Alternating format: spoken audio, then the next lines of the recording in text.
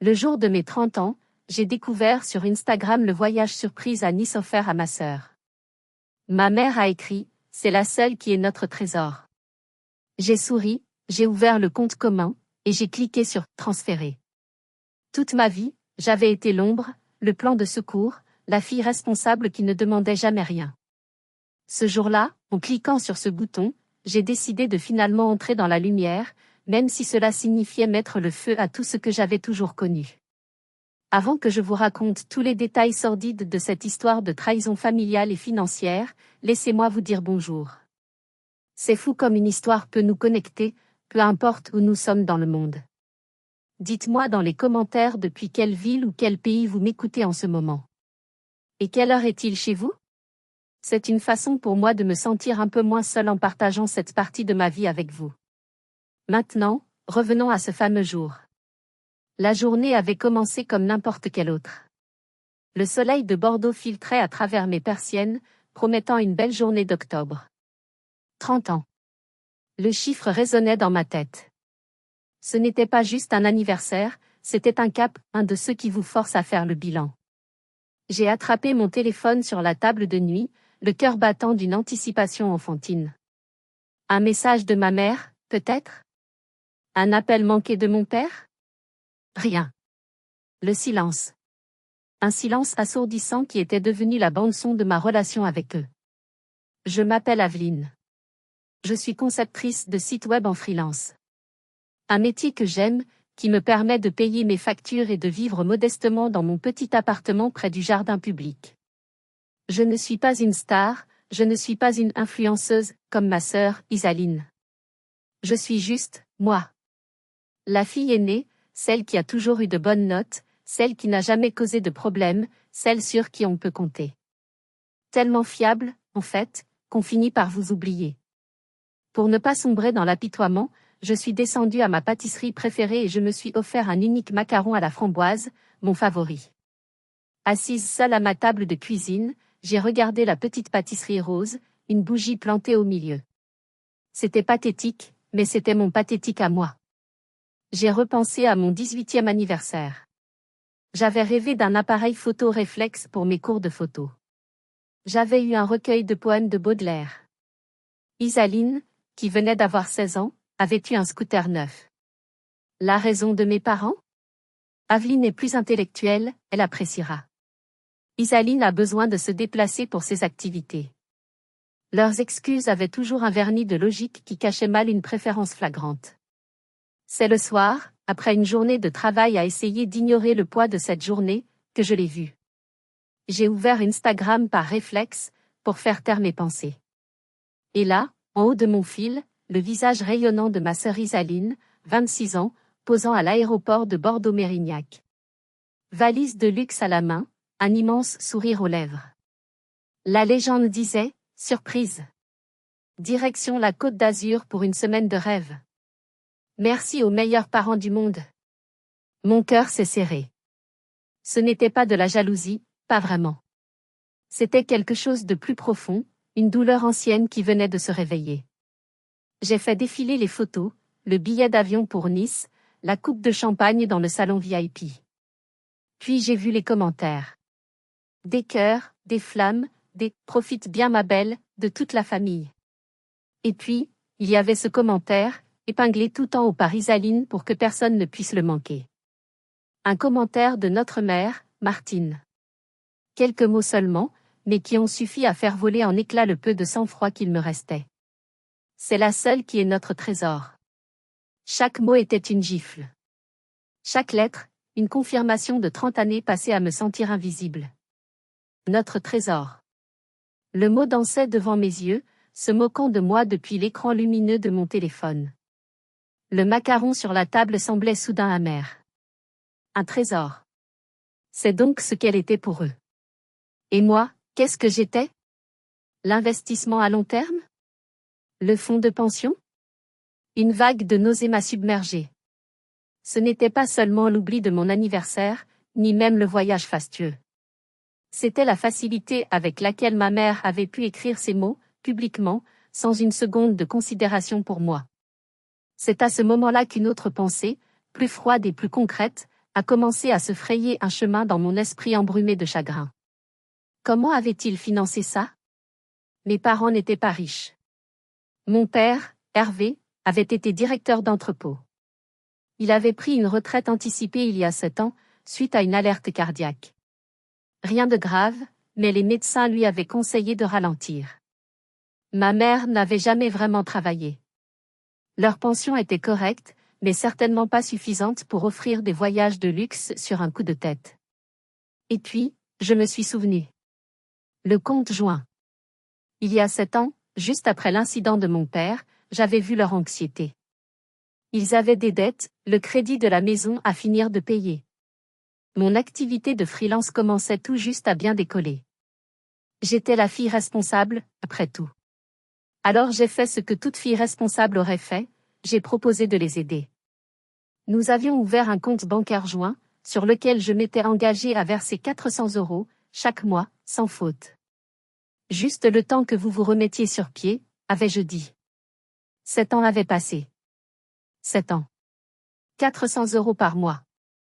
J'ai fait le calcul mentalement, le cœur battant à tout rompre. 12 mois fois 7 ans, ça fait 84 mois. 84 fois 4 cents.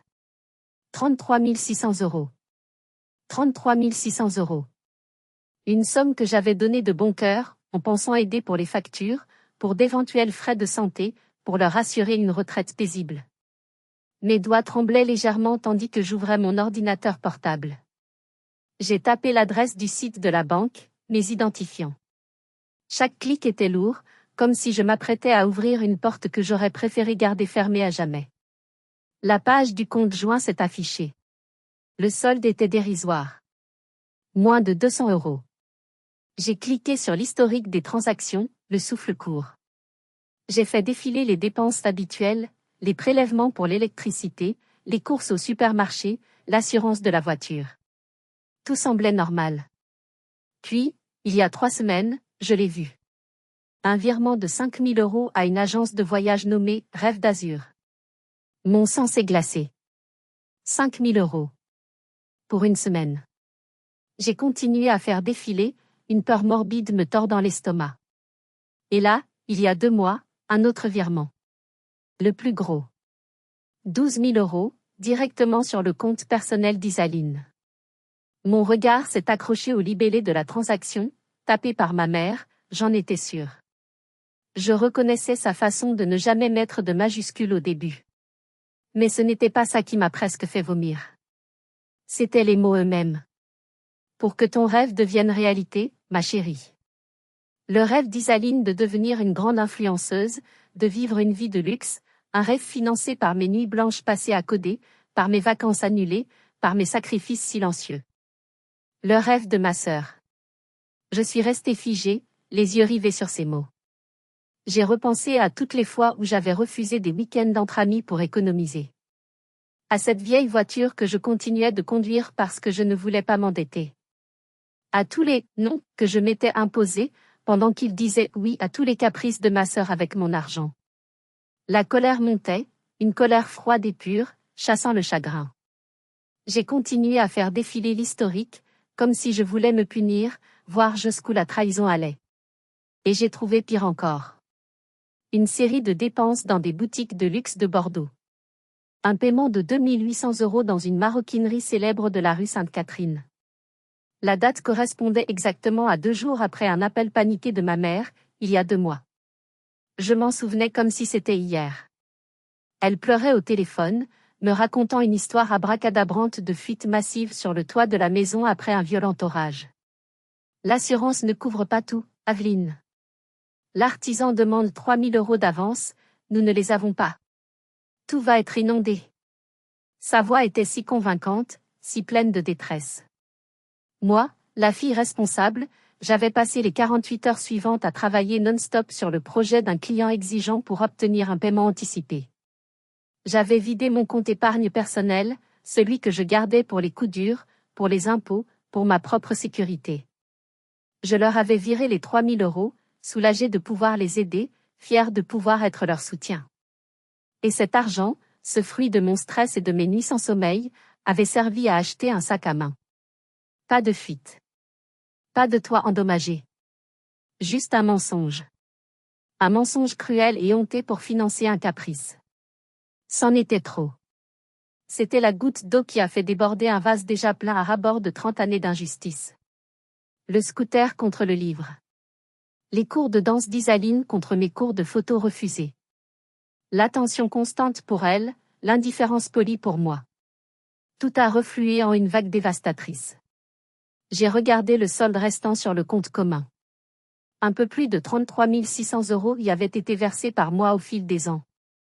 Ils en avaient dépensé une bonne partie, mais pas tout. Il restait de l'argent. Mon argent.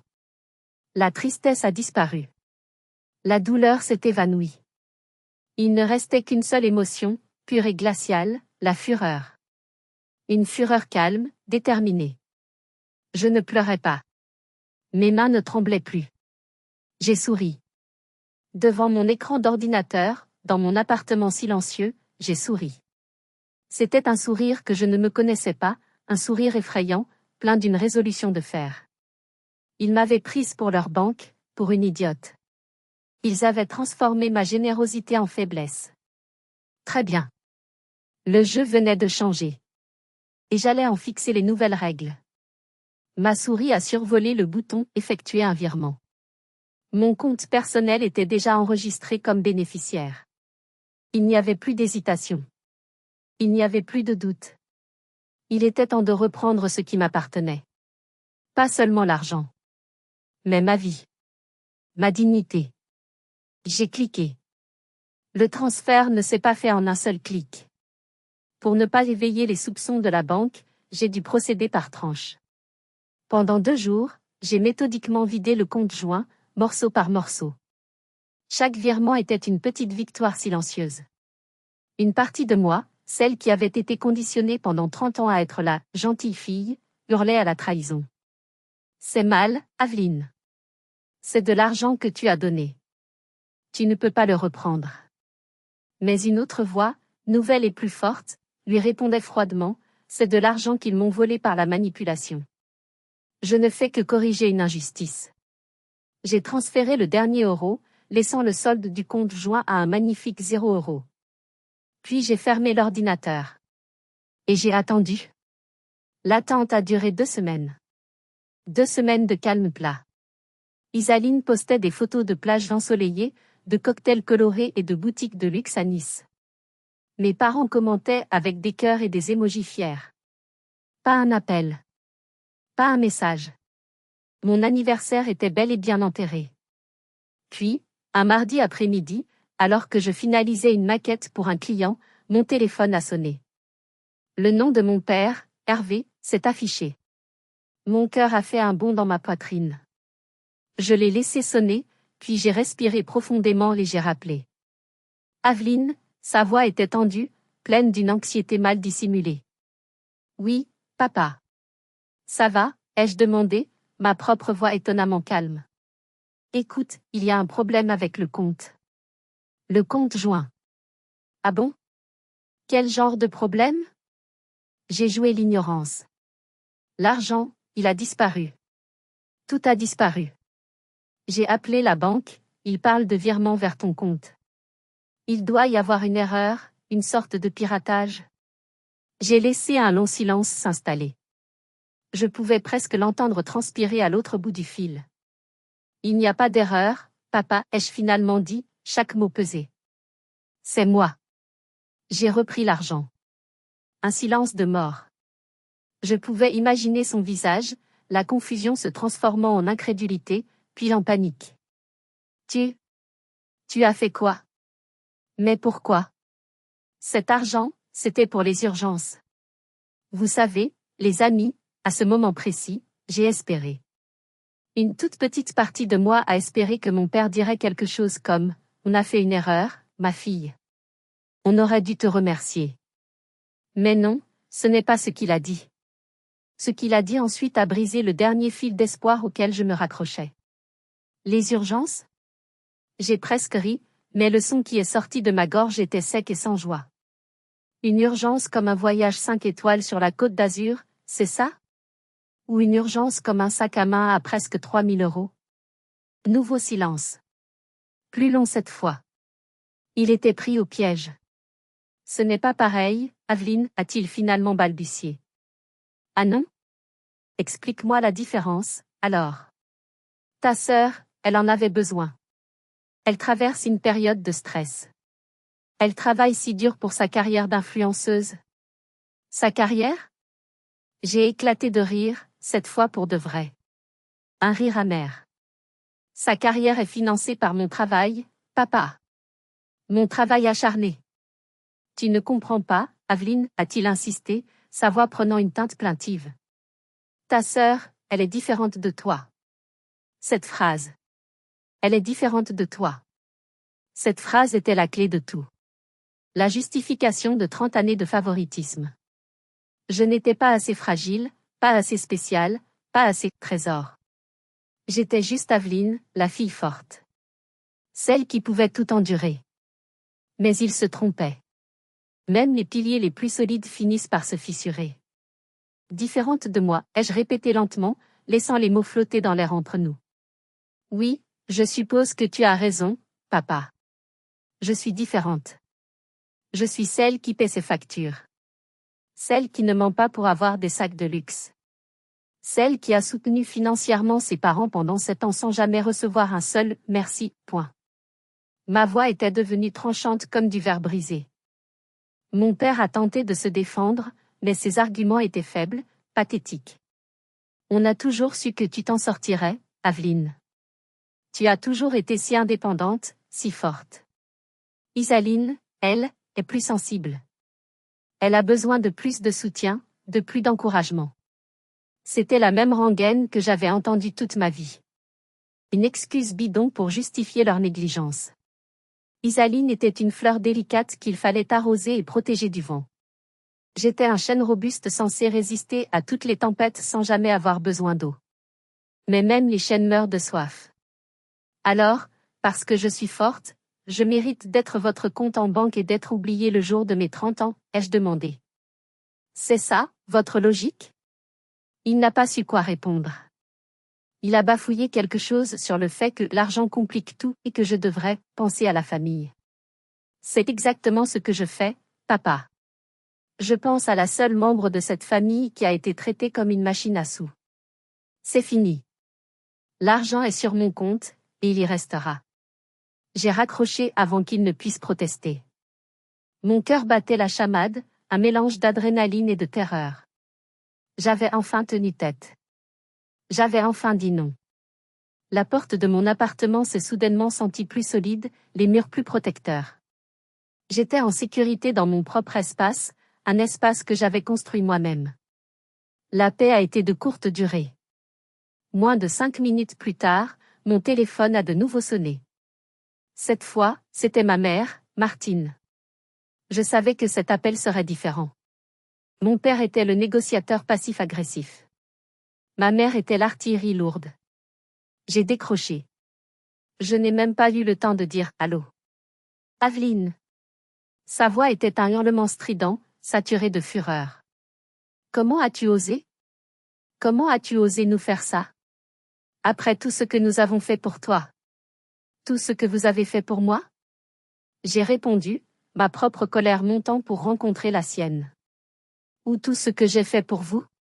Nous t'avons fait confiance. Tu as volé notre argent. L'argent de ta sœur. L'argent de sa sœur? Maman, réveille-toi. C'est mon argent. Chaque centime. L'argent que j'ai gagné en travaillant 10 heures par jour devant un écran pendant que vous l'utilisiez pour lui payer des vacances de princesse. Tu es juste jalouse, a-t-elle craché, ces mots venimeux. Tu as toujours été jalouse du succès d'Isaline, de sa beauté, de sa popularité. Tu ne supportes pas de la voir heureuse.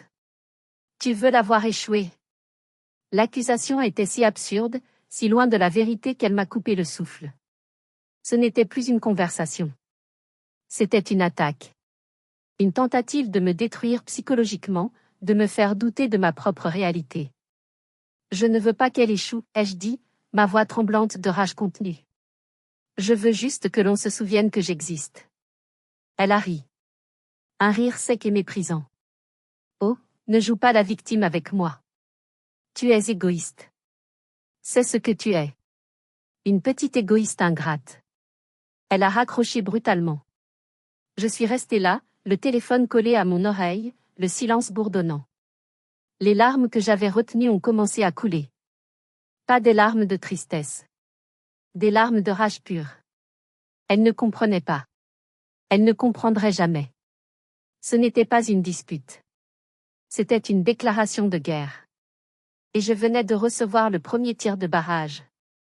Les jours qui ont suivi ont été étrangement calmes. Pas d'appel. Pas de message. J'ai essayé de me plonger dans le travail, de trouver un semblant de normalité. Mais une tension persistante flottait dans l'air, comme le calme avant un orage. Je savais qu'ils n'avaient pas dit leur dernier mot. Ma mère n'était pas du genre à laisser passer ce qu'elle considérait comme une rébellion. Elle allait trouver un autre moyen de me faire payer. Je ne me doutais juste pas à quel point ce serait cruel et sournois. À cette époque, je travaillais sur le projet le plus important de ma jeune carrière. J'étais en pourparlers finaux pour refondre entièrement le site web et la stratégie numérique de Le Macaron d'Or, une chaîne de pâtisserie de luxe très réputée à Bordeaux, dirigée par une femme d'affaires redoutable nommée Madame Dubois. Ce contrat ne représentait pas seulement une somme d'argent considérable, c'était une reconnaissance. Une chance de prouver ma valeur, d'ajouter un nom prestigieux à mon portfolio. J'y avais mis toute mon énergie, travaillant des semaines sur une proposition détaillée, créant des maquettes innovantes. Madame Dubois était impressionnée. Nous avions un dernier rendez-vous prévu le jeudi pour signer le contrat. C'était ma chance de passer à la vitesse supérieure, de laisser enfin derrière moi les petits contrats et de jouer dans la cour des grands. Le mercredi soir, j'ai reçu un email. Court, froid, professionnel. C'était de l'assistante de Madame Dubois. Madame Dubois vous remercie pour votre travail, mais elle a décidé de poursuivre une autre direction pour ce projet. Notre rendez-vous de demain est donc annulé. Mon cœur a sombré. Aucune explication. Aucune raison. J'ai relu l'email 10 fois, cherchant un sens caché. Qu'est-ce que j'avais fait de mal? Ma proposition était solide, nos échanges avaient été excellents. J'ai ressenti un sentiment de panique. J'ai pris mon courage à deux mains et j'ai appelé directement l'assistante. Après quelques hésitations, elle m'a avoué à voix basse, « Écoutez, Aveline, je ne devrais pas vous dire ça, mais Madame Dubois a eu une conversation ce matin. Elle a entendu des choses, sur votre manque de fiabilité, que vous seriez instable émotionnellement en ce moment. » Instable émotionnellement? Manque de fiabilité? Ces mots n'avaient aucun sens. J'étais la personne la plus fiable que je connaisse. D'où cela pouvait-il venir? Et puis, une pensée horrible a commencé à germer dans mon esprit. Une pensée si monstrueuse que j'ai d'abord refusé d'y croire. Savez-vous avec qui elle a eu cette conversation? Ai-je demandé, ma voix à peine un murmure. Je crois que c'était une autre cliente de la pâtisserie, une certaine Martine, je crois. Elle disait être votre mère. Le monde s'est effondré autour de moi. Ma mère. Ma propre mère était allée voir ma plus grosse cliente potentielle et avait délibérément saboté ma carrière. Elle ne s'était pas contentée de me voler, de m'insulter, de me nier. Elle avait activement cherché à détruire mon gagne-pain, mon indépendance, la seule chose dans ma vie qui m'apportait de la fierté. C'était une cruauté d'un niveau que je n'aurais jamais pu imaginer. C'était diabolique. Je suis restée assise dans le noir pendant des heures, le téléphone tombé de ma main. La douleur était physique, une oppression dans ma poitrine qui m'empêchait de respirer. C'était pire que l'argent. Tellement pire. L'argent, ce n'était que des chiffres. Mais ça, c'était une attaque contre mon identité, contre mon avenir. Dites-moi, vous qui m'écoutez, qu'auriez-vous fait à ma place? Face à une trahison pareille, venant de votre propre mère? Auriez-vous abandonné? Auriez-vous confronté? Laissez-moi vos pensées dans les commentaires, car cette nuit-là, je me sentais complètement perdue. J'étais au fond du gouffre. Mais ce que ma mère ne savait pas, c'est que parfois, c'est seulement quand on a touché le fond qu'on trouve la force de remonter. Et elle venait de me donner, sans le savoir, la rage nécessaire pour construire une échelle et sortir de ce trou pour de bon. Cette nuit-là, je n'ai pas dormi. La douleur a lentement laissé place à une résolution froide comme l'acier. Ma mère voulait me voir à genoux, dépendante, brisée. Elle voulait que je revienne en rampant, suppliant son pardon pour une faute que je n'avais pas commise. Je n'allais pas lui donner cette satisfaction. Jamais. Si elle voulait détruire la conceptrice de site web Aveline, très bien. Alors je deviendrais quelqu'un de nouveau. Quelqu'un de plus fort, de plus compétent. Quelqu'un qu'elle ne pourrait plus jamais atteindre. Le lendemain matin, les yeux gonflés mais l'esprit clair, j'ai pris une décision qui allait changer le cours de ma vie.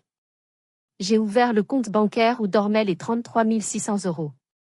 Cet argent, ce symbole de ma souffrance, allait devenir le catalyseur de ma renaissance.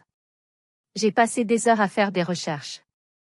Il y avait un domaine que j'avais toujours voulu explorer plus en profondeur mais pour lequel je n'avais jamais eu ni le temps ni les moyens, le développement front-end avancé et le design UX UI.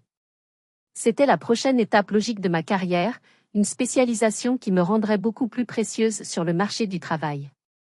J'ai trouvé une formation en ligne intensive, très réputée, mais aussi très chère. 5 000 €. Avant, cette somme m'aurait paru insurmontable. Maintenant, c'était un investissement.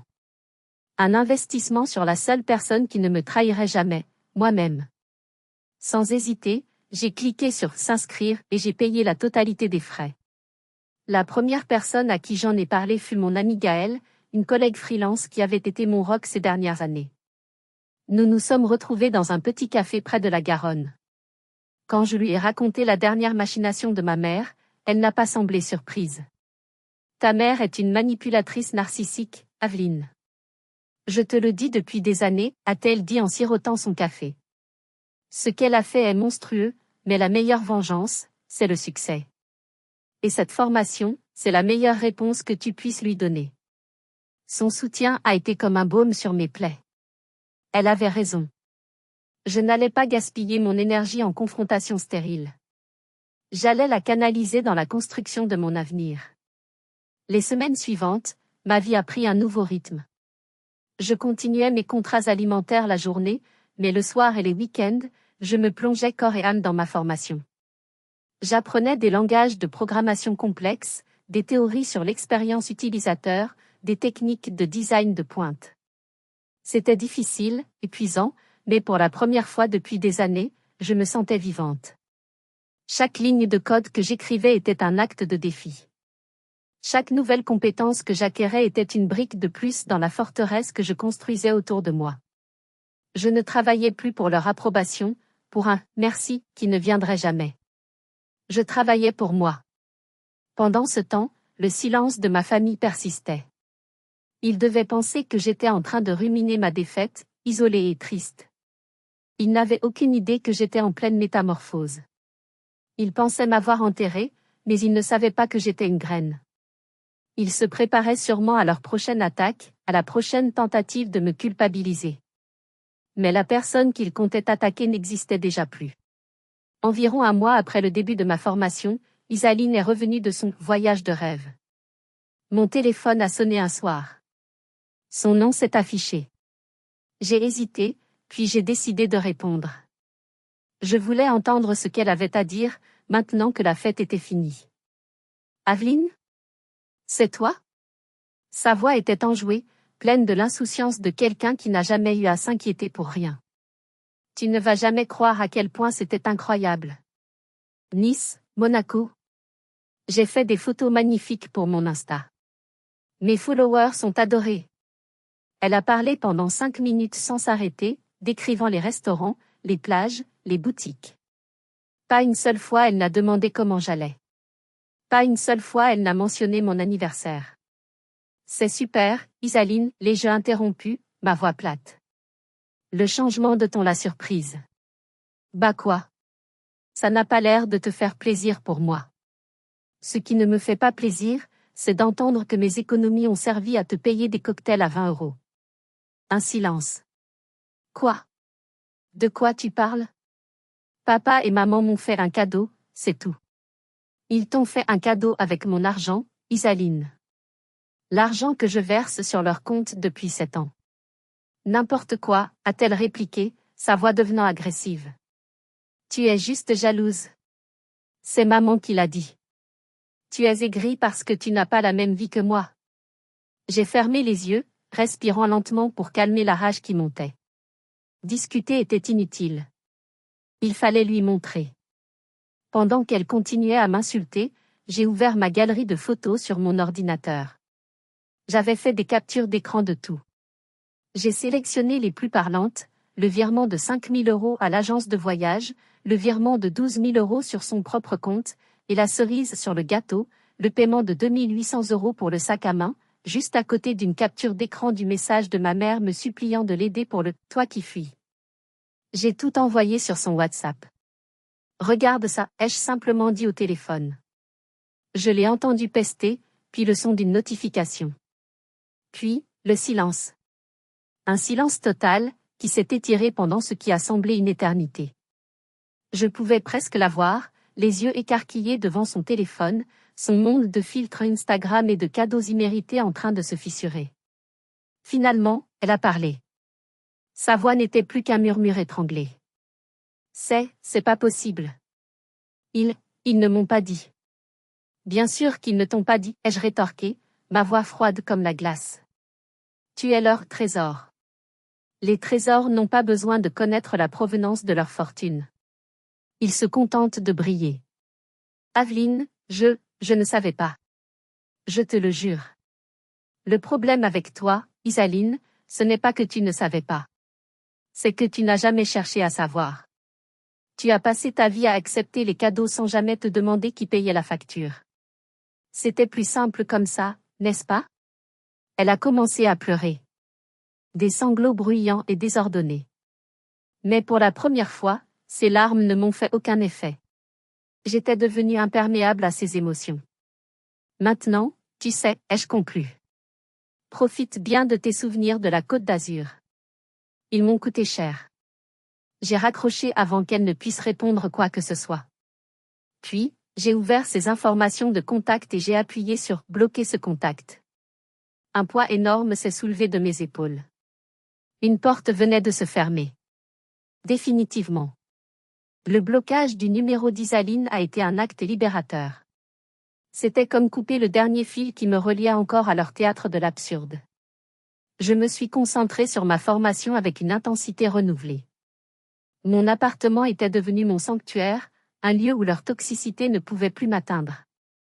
J'avais changé de numéro de téléphone et je ne consultais plus les réseaux sociaux. Je voulais une paix totale pour me reconstruire. Mais j'avais sous-estimé la ténacité de ma mère. Un soir, environ un mois après ma confrontation avec Isaline, je vérifiais mes emails professionnels quand j'ai vu une notification dans ma boîte de réception personnelle. L'expéditeur, Martine. Mon premier réflexe a été de le supprimer sans l'ouvrir. Mais le titre de l'email a attiré mon attention. Il était à la fois si formel et si chargé de menaces passives, concernant tes responsabilités filiales. Curieuse malgré moi, j'ai cliqué. Le contenu était un chef-d'œuvre de manipulation psychologique. Ce n'était pas une diatribe en colère comme son appel téléphonique. C'était bien pire. C'était un texte calculé, froid, conçu pour frapper là où ça fait mal, la culpabilité. Elle commençait par des platitudes sur l'importance de la famille, sur l'honneur que l'on doit à ses parents. Puis, elle enchaînait sur l'état de santé de mon père. Apparemment, depuis l'incident, son stress avait provoqué une hausse de sa tension artérielle, et le médecin était très inquiet. Elle a sous-entendu que j'étais directement responsable de sa potentielle future crise cardiaque. Ensuite, elle a parlé d'Isaline. Ma sœur était profondément traumatisée par ma brutalité. Elle ne mangeait plus, ne dormait plus. J'avais brisé son esprit créatif et gâché ses opportunités de carrière. J'étais, selon ses mots, en train de détruire l'avenir de la seule personne de cette famille qui en avait un. La conclusion était le coup de grâce. Elle ne demandait pas, elle exigeait. Elle exigeait que je restitue l'argent qui leur était dû dans un délai d'1 semaine. Elle exigeait également que je présente des excuses écrites et formelles à Isaline pour le préjudice moral que je lui avais causé. Si je ne m'exécutais pas, elle serait obligée d'envisager d'autres recours. La menace était à peine voilée.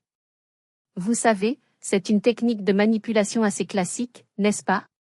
Transformer l'agresseur en victime et la victime en coupable. C'est tellement gros, mais quand ça vient de votre propre mère, ça laisse des traces. Est-ce que certains d'entre vous ont déjà été confrontés à ce genre de chantage affectif? C'est épuisant de devoir constamment se battre contre une réalité déformée. J'ai lu l'email 2 fois. La première fois, une vieille vague de culpabilité a tenté de refaire surface. Et si papa tombait vraiment malade? Et si j'avais été trop dur avec Isaline? Mais la deuxième lecture, j'ai vu clair dans son jeu. Chaque phrase était une ficelle qu'elle tirait pour me faire danser comme une marionnette. Mais les ficelles avaient été coupées. Mes doigts ont volé sur le clavier. Ma réponse a été courte. Très courte. Chère Martine, tes responsabilités maternelles auraient dû inclure l'honnêteté et l'équité. Tu as échoué sur les 2 plans. Ne me recontactez plus jamais. Aveline. J'ai cliqué sur « Envoyer ». Puis, sans une once d'hésitation, j'ai marqué son adresse email comme spam et je l'ai bloqué. Un sentiment de calme profond m'a envahi. Ce n'était pas une victoire joyeuse, mais c'était une victoire nécessaire. La guerre n'était peut-être pas finie, mais j'avais gagné une bataille décisive, la bataille pour ma propre santé mentale. Ma réponse lapidaire et le blocage de son email ont dû rendre ma mère folle de rage. Privée d'un accès direct à moi, elle a décidé de porter la guerre sur la place publique. L'arène qu'elle a choisie était, bien sûr, Facebook. L'endroit idéal pour les drames familiaux et les jugements à l'emporte-pièce. Quelques jours plus tard, j'ai reçu un message de ma tante Sylviane, la sœur de mon père. Aveline, je crois que tu devrais regarder ce que Martine a publié. Et sache que quoi qu'il arrive, je suis de ton côté. Tante Sylviane avait toujours été la plus discrète de la famille, mais aussi la plus observatrice.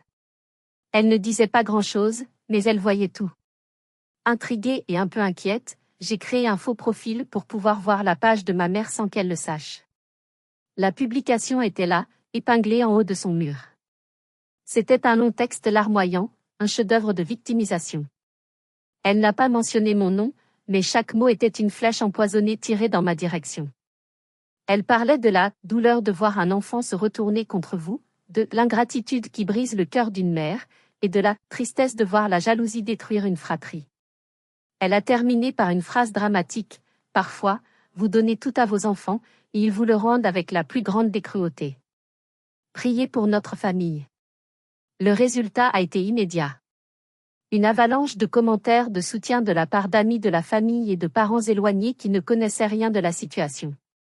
Courage, Martine, les enfants sont parfois si durs, tu es une mère merveilleuse, ne doute jamais de ça. C'était écœurant.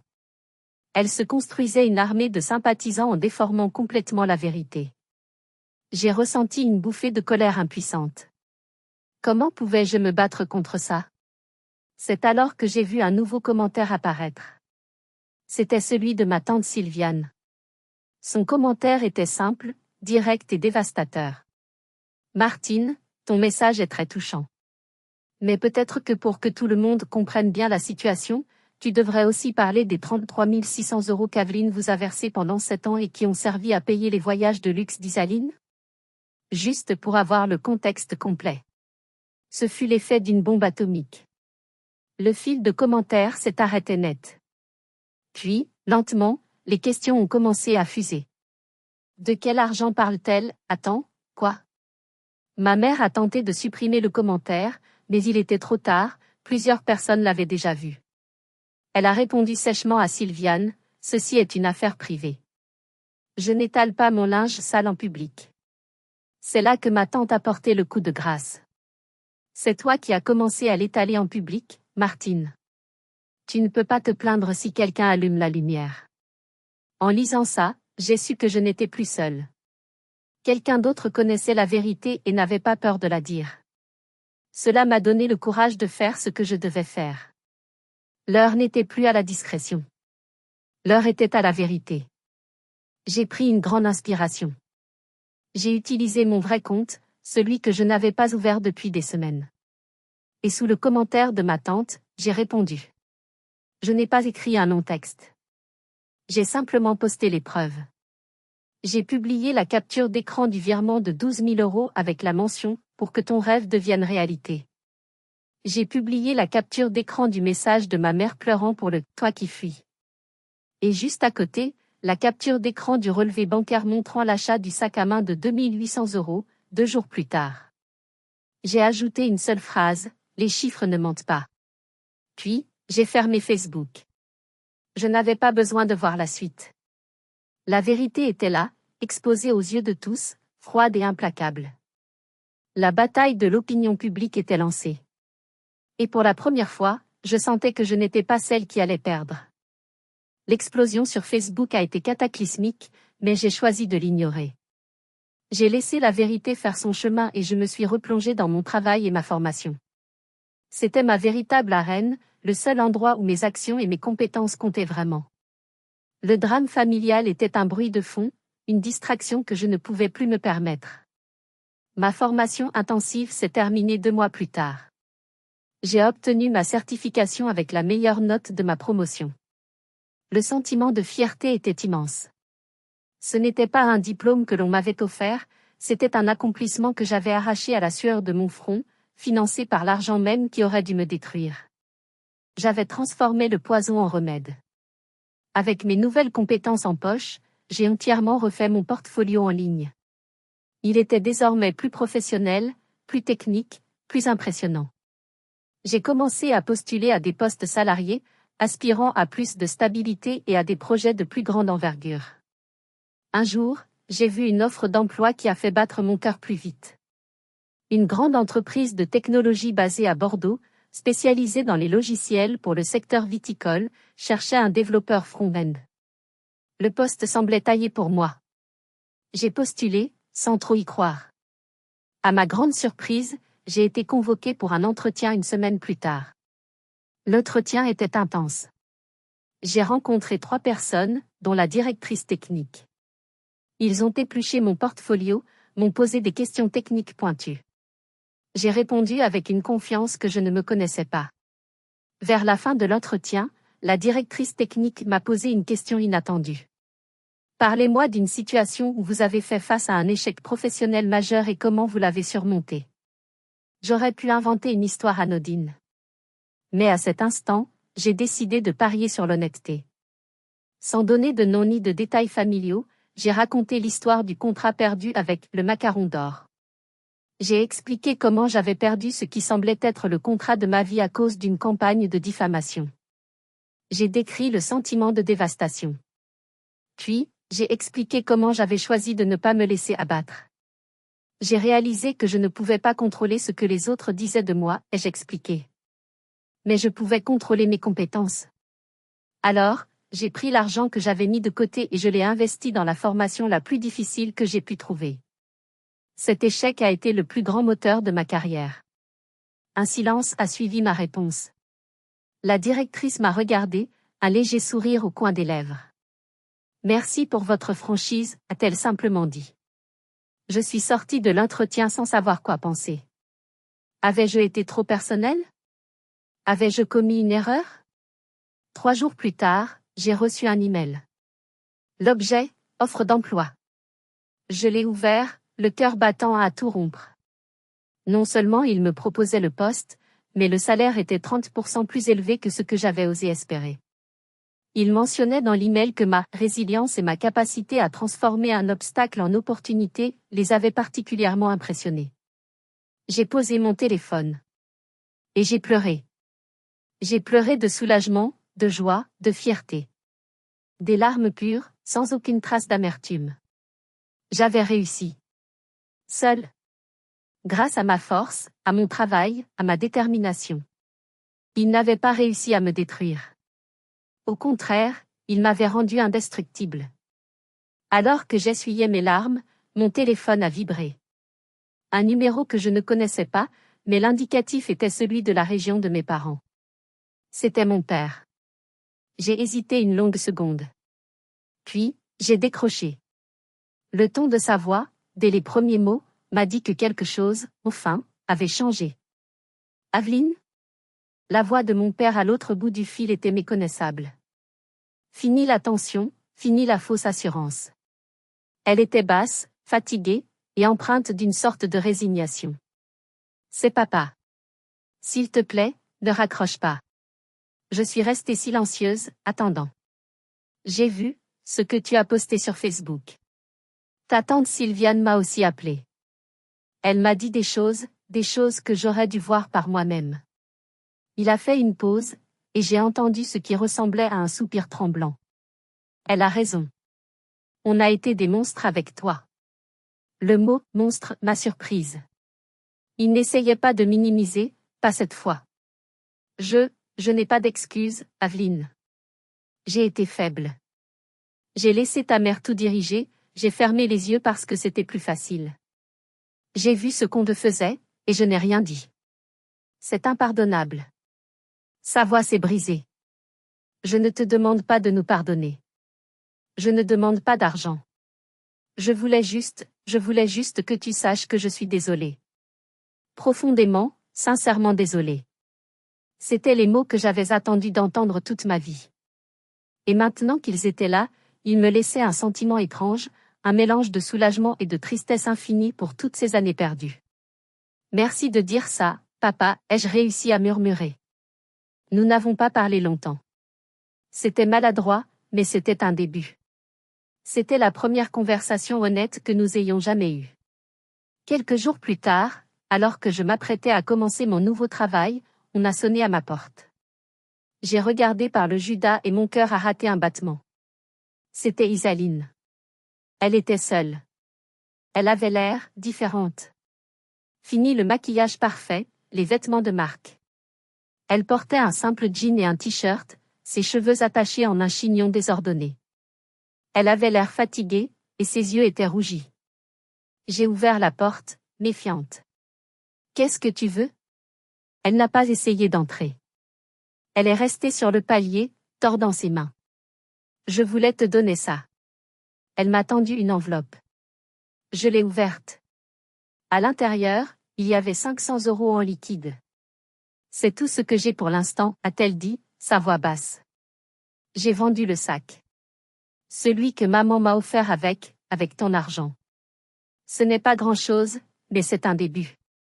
Je te rembourserai tout, je te le promets. J'étais abasourdie. Je l'ai regardé, cherchant le piège. J'ai quitté la maison, a-t-elle continué, comme si elle lisait dans mes pensées. J'ai trouvé une chambre en colocation. Je travaille comme serveuse dans un café pour payer mon loyer. J'ai abandonné cette stupide idée de devenir influenceuse. Elle a levé les yeux vers moi, et pour la première fois, j'y ai vu une lueur de sincérité brute. Quand j'ai vu les preuves sur Facebook, quand j'ai compris le mensonge du toit, tout s'est effondré. Toute ma vie était basée sur un mensonge, Aveline. Et tu en as payé le prix. Des larmes ont commencé à couler sur ses joues. J'ai été une idiote gâtée et égoïste. Je suis tellement désolée. Pour tout. Elle a fait demi-tour pour partir, mais quelque chose m'a retenue. Isaline, attends. Elle s'est arrêtée, le dos tourné. Pourquoi tu fais tout ça, ai-je demandé. Elle a mis un moment à répondre. Parce que je ne veux plus être leur trésor. Je veux être quelqu'un de bien. Et je ne peux pas le faire sans d'abord essayer de réparer les choses avec toi. Elle a reniflé. Aveline, est-ce que tu penses que, un jour, on pourrait apprendre à être de vraies sœurs? Cette question, posée avec tant de vulnérabilité, a touché quelque chose en moi. La carapace de glace que j'avais construite autour de mon cœur s'est légèrement fissurée. J'ai regardé cette jeune femme qui était mon ennemie juré il y a encore quelques semaines. Je n'y voyais plus une princesse gâtée, mais quelqu'un qui, comme moi, essayait de trouver son propre chemin, loin de l'ombre toxique de nos parents. Je n'ai pas répondu tout de suite. Mais pour la première fois depuis des années, en la regardant, j'ai ressenti une étincelle. Ce n'était pas encore du pardon, mais c'était peut-être le début de quelque chose, un minuscule, fragile espoir. 1 an s'est écoulé. Une année de changement profond, à la fois assourdissant et silencieux. Ma nouvelle vie a pris son envol d'une manière que je n'aurais jamais osé imaginer. Mon travail dans l'entreprise de technologie était stimulant et gratifiant. J'étais entourée de collègues qui respectaient mes compétences, pas mes liens familiaux. J'ai été promu chef de projet après seulement 9 mois. L'argent que je gagnais était le mien, entièrement, et la sécurité financière qu'il m'apportait avait un goût de liberté pure. La relation avec Isaline s'est reconstruite, lentement, prudemment. C'était comme apprendre à marcher à nouveau. Nous avons commencé par des cafés, puis des dîners. Elle me parlait de ses cours à l'université, qu'elle avait repris, et de ses galères de serveuse. Je lui parlais de mes projets au travail. Nous évitions soigneusement de parler de nos parents. C'était fragile, mais c'était réel. Elle me remboursait un peu d'argent chaque mois, un geste symbolique que j'ai fini par lui demander d'arrêter, lui disant de plutôt le garder pour ses études. La dette entre nous n'était plus financière. Mon père et moi avons continué à nous parler au téléphone, 1 ou 2 fois par mois. Il m'a raconté qu'ils avaient dû vendre la maison familiale pour un appartement plus petit. Il avait trouvé un petit travail à temps partiel. Ils s'en sortaient, mais leur style de vie avait radicalement changé. Ils ne se plaignaient jamais. Ils me demandaient des nouvelles de mon travail, de ma vie. C'était une relation simple, dépouillée de toutes les complexités du passé. Ma mère, Martine, je ne lui ai plus jamais parlé. Elle n'a jamais appelé. Elle n'a jamais écrit. Selon mon père, elle restait amère, convaincue d'être la victime d'un complot familial. Elle avait choisi sa réalité et s'y accrochait. J'ai fini par accepter que je n'obtiendrais jamais d'excuses d'elle. Et j'ai réalisé que je n'en avais plus besoin. Son approbation avait cessé d'être la quête de ma vie. Un soir, en rangeant de vieux papiers, je suis tombée sur une photo de nous 4, prise une dizaine d'années plus tôt. Nous sourions tous à l'objectif, une famille parfaite en apparence. Une tristesse m'a envahi pour la famille que nous aurions pu être. Mais cette tristesse a été rapidement remplacée par un sentiment de gratitude. Gratitude pour les amis comme Gaël, qui était devenue ma véritable famille. Gratitude pour ma tante Sylviane, qui avait osé briser le silence. Et même une étrange gratitude pour Isaline, qui avait eu le courage de se regarder dans le miroir et de décider de changer. La famille, j'ai compris ce jour-là, ce n'est pas toujours une question de sang. C'est une question de choix. Le choix de se soutenir, de s'écouter, de s'élever mutuellement. Et parfois, le choix le plus courageux est de s'éloigner de ceux qui vous tirent vers le bas. L'action de reprendre cet argent, ce jour de mes 30 ans, n'a jamais été une question de vengeance. C'était un acte de survie. C'était une déclaration d'indépendance. Parfois, l'acte d'amour propre le plus radical est celui que les autres qualifieront d'égoïste.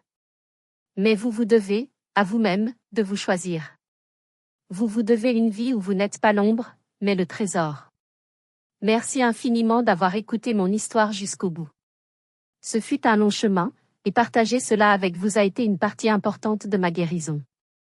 Si mon histoire a résonné en vous, si vous avez vous-même dû vous battre pour votre place, laissez un like sur cette vidéo. Et j'aimerais beaucoup lire vos propres histoires ou simplement vos ressentis dans les commentaires.